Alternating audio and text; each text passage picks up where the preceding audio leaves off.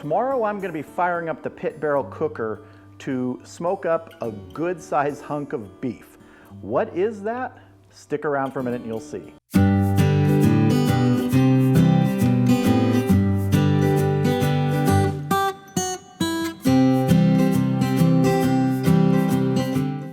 So what is that hunk of beef I'm going to be smoking up today? Well, it is this.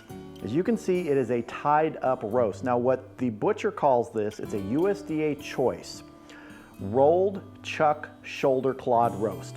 All one piece here that's rolled. It's probably like a big flap, and they roll it this way so that you have a more manageable roast. Basically, it's going to be treated like a chuck roast when we're smoking it today. It needs that time to develop tenderness just like a chuck roast, but it will accept a good amount of seasoning. And so today we're going to be using Texas Best Brisket Rub from Heaven Made Products. So I'm going to go ahead and just start getting a very good coating on here.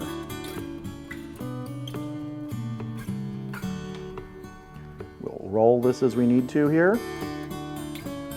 And we'll make sure we get the ends once we're done with all the sides. So we have our fatty side here.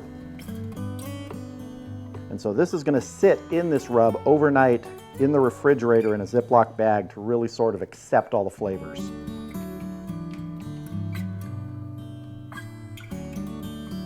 Let's get this end.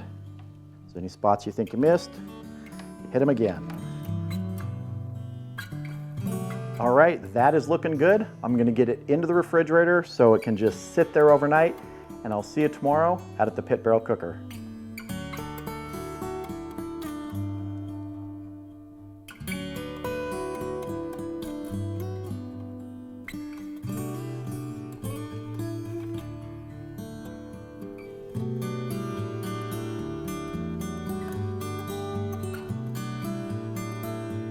All right, the pit barrel's fired up. Let's go ahead and get our beef chuck shoulder roast on.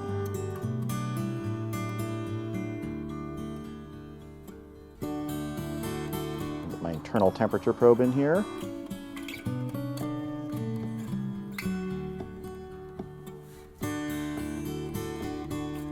Let's get our lid on and get smoking. So the pit barrel cooker generally runs between 275 and 300 degrees. This roast we're going to be smoking until it's tender. That's probably going to be somewhere in the 200 degree range, just like a chuck roast. At about 160 degrees internal, we're probably going to wrap it. That's right around the stall. I put a small stick of olive wood on for smoke today, but other than that, we're just going to let this go until we get to that 160 degree internal temperature or it stalls out. So I'll see you back here when that happens.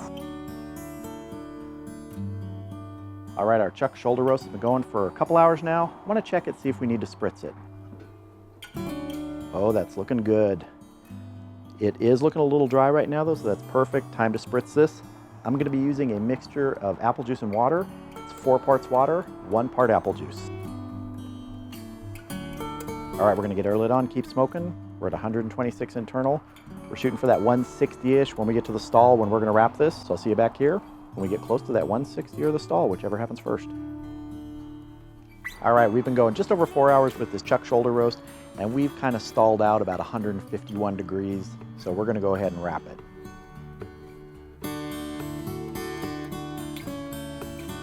All right, so we have our roast here on some pink butcher paper, and I just wanna hit this with some plain water now, just add a little more moisture to the inside of this package we're gonna roll up. And I want to try and keep this oriented to the top so that I know where I want to put my probe back in through the paper.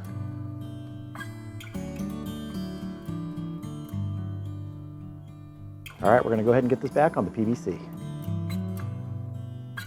All right, let's get our probe in. That's good. We're right at 150, 151. That's exactly where we should be. Get our lid on, and we're going to let this go till we get close to that 190, 200 range, and then I'll start probing it for tenderness. All right, we just passed 195 on our chuck shoulder roast. Let's give it a check. I think we're probably right there to pulling it. Give it a quick check for tenderness. Oh, that's feeling good. Yeah, after you get through that resistance of the paper, that is feeling pretty good. Temp there showing 196. Let's see over here. That one's showing 204. All right, we are good. I'm gonna take this off after about a 6.5-hour smoke. Get it inside, and we're gonna have a taste. All right, here is our smoked chuck shoulder roast, all wrapped up, looking great. Great smell coming off of this. It's been resting for about 20 minutes. Now you can let this rest up to like an hour or so. It is still really hot, but in all honesty, I gotta get this somewhere for dinner. So 20 minutes was about all that I could manage right now. So let's cut into this.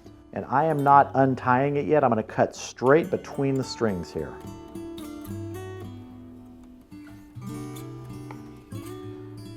Oh, look at that. Got a great smoke ring on this. I'm gonna go ahead and cut a thin slice here. Oh yeah, there's really nothing left to do here. It's cut, I'm hungry, it's time to taste. All right, first taste. I haven't even had a cheater taste on this one, so let's see. I've got to say, letting that rub sit overnight on this roast really helps get that flavor there. Great taste from that crust that develops on the outside. You're not getting a great super thick bark on this, but you do have a nice crust and that flavor is amazing. It's really tender, and in this type of roast, a lot of times people want to slice it very thin because chuck and shoulder can be tough if it's not cooked long enough, if you don't give it that time to tenderize. So slicing it thin can help, but I really don't think this needs to be sliced that thin. It is really, really tender. Total cook time was in that 6.5-hour range. I would normally expect a chuck roast just sitting there to do somewhere between 5 and 6, but this is all rolled up. It's a lot thicker. You need more thermal energy to get to the center there, but you gotta just give it that time. You'll end up with great tenderness, great juice, great flavor. So if you come across a chuck shoulder roast, especially one that's rolled up and tied up, I'd say give it a shot. You could do it on the kettle, you can do it in an electric smoker, on an offset, or like I did on the pit barrel cooker. Give it that time, you get some great flavor, great smoke ring, juiciness, tenderness. No one's gonna turn this down.